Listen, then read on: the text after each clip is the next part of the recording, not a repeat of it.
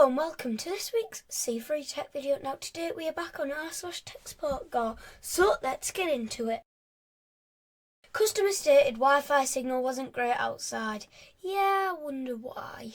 I mean, it's not like you've got rusty water coming out with your Wi-Fi router, but okay.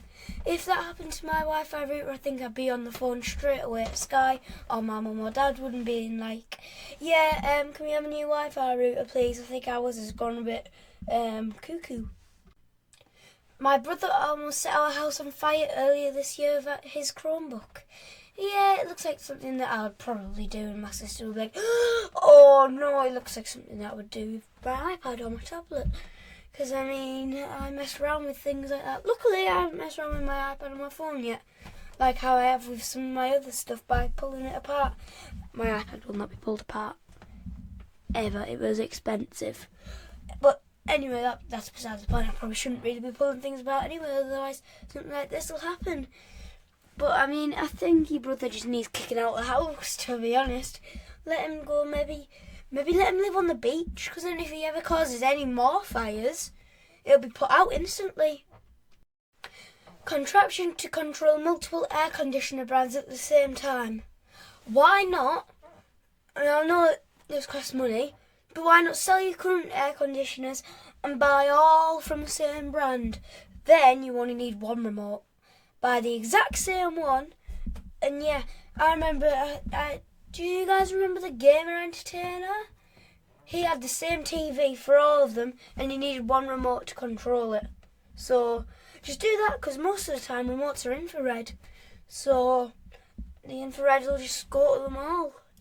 But yeah, why have multiple sort of zip tied and stuck together when you can quite literally, it's not very hard either. Well, it is, but it isn't. Sell your current air conditioners and buy new ones from the same brand. I watched a screw fall from the motherboard into the spinning PSU fan and the PC kept running. Should I buy a lottery ticket? Yeah, I think you should. Because there's multiple things that could have gone wrong there. You could have had the screw in your eye by it spinning round on the fan. Just spinning up and then straight in your eye. Blind for life. Could have shorted out on something on the way down, such as your motherboard. That could have just shorted out. And I know motherboards are expensive to replace when they break. I know that because I tried to update my BIOS once and lost that motherboard. RIP B450 ARS Pro. And it also could have shorted out your power supply, which would have been very bad. Because shorting out power supplies isn't good, because it'll short out all the power that's currently in there and could either blow up, set on fire, or like blow your house up. And I don't know if any of you have saw. Did you guys see the house that blew up in Middlesbrough?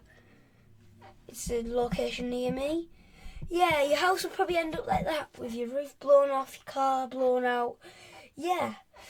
Unless you have trip switches or fuses, but fuses are the more dangerous ones.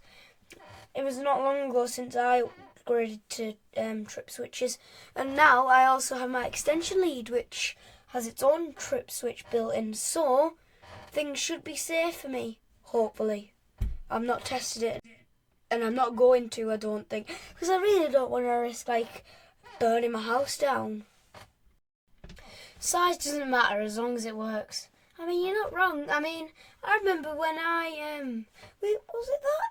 Yeah, when I first started seeing like r/techsupportgore on YouTube and stuff, I saw something similar to this. I was like, oh, do you know what I really want to do?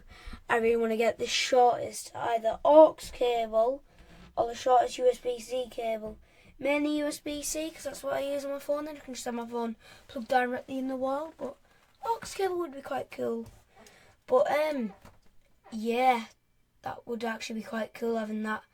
I mean, I remember I also wanted something that was similar to this, but it was power, so I can literally have the smallest like kettle plug sort of thing for my PC, so I can literally just have my extension plugged directly into my PC.